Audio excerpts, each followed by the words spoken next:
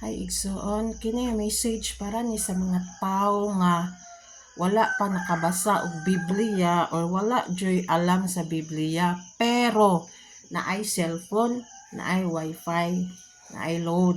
Hallelujah. Ngun ani ang kamaayo sa Ginoo, gi-extend niya ang iyang pulong through online para daghan ang makaambit sa iyang pulong. Hallelujah. So ingon ani, kung ikaw nagasampit o nagaampo ka sa Ginoo o paminaw nimo nga sige ra unta kag ampo pero maura man gihapon na imong sitwasyon. Hallelujah. Ang atong Ginoo sultihan ti ka dili siya bungol, makadungog siya. Pero naay requirements igsoon. Your heart matters to the Lord.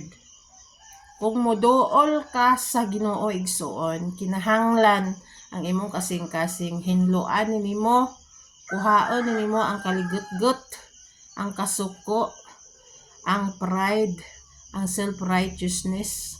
Kay ngano, ang pagpakaron ingnon kuhaan na igsoon kay ngano magampo ka kadto ra mga negatibo nga mga karakter maora toy mukawat sa imong pagampo.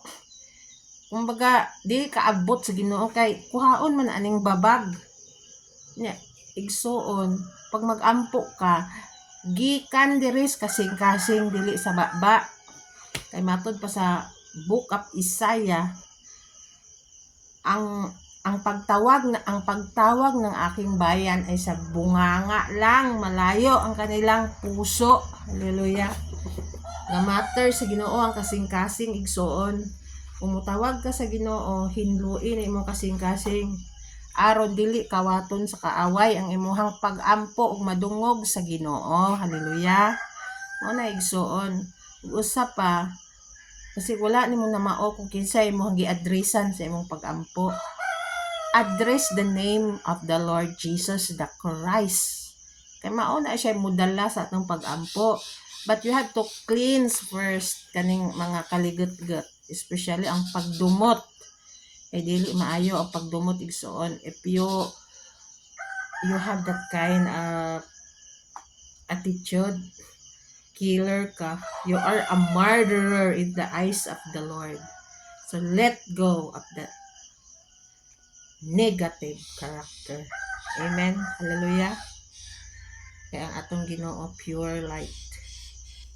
Pure light igsoon. Amen.